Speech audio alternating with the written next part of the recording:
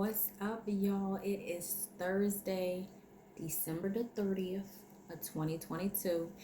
Y'all, we are down to like a day and a couple of hours, some minutes, some seconds until 2023. So, what I wanted to do, how I wanted to close out with you all the year is by sharing a couple of things that I've either heard that really stuck out to me this year, some things that I have learned um, from teaching, some things that I have read, and some things that just came from revelation. Okay, is what I was trying to get to. The word revelation. Some things that came by revelation is what I want to share with you all. I am going to break this up because there's like 12 things I want to share with you all, but I want to expound on them just a little bit. So yeah, I don't want this to be a long video. So I am going to break these up into mini videos.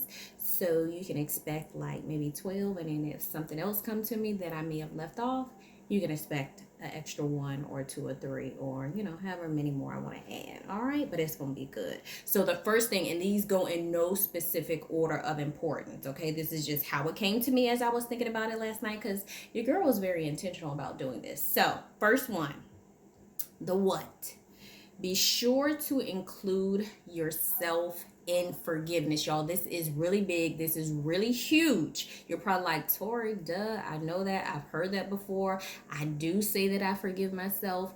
However, I think sometimes we think about this subconsciously, and we may have even say, you know what, Lord, I forgive myself. But I feel like the same way we go in depth when it comes to other people that we are forgiving, and we name specifically what we are forgiving them about, I feel like we need to be more conscious of exactly what we're forgiving ourselves about. Why do I say that? Because I feel like it's easy to forget yourself when it comes to forgiving, right? So I have a quick example for you. One of the things that I had when it came to forgiveness was forgiving someone for what they said to me.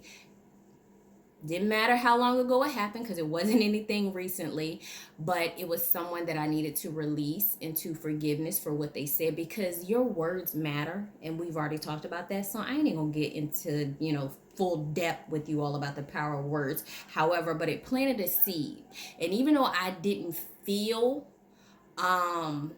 anything from the seed that they had planted when they said it a long time ago, it ended up coming into fruition at some point in my life, and I had to go back and think about it. It was some things that I actually forgot about that I needed to go back, and or God brought back to me that I needed to go back and like forgive these people, because what they had said, even though it didn't bother me then, it ended up coming back years later and playing a huge factor in what was going on in my life that I needed to get rid of. And I decided, consciously, what is going on tonight? Consciously, to get rid of these things. And so the same way I named those people and the things that they said, y'all, it's the same way you gotta name yourself out loud or write it down and specifically say what you're forgiving yourself for. So I'll use that very same example. I had to forgive somebody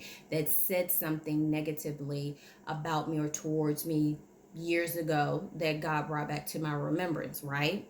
And so the part that I played in that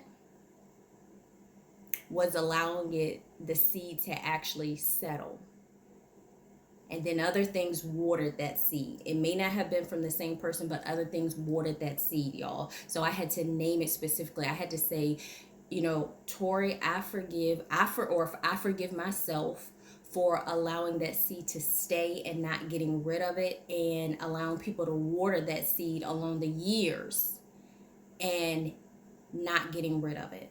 So again, be sure to include yourself in forgiveness, y'all.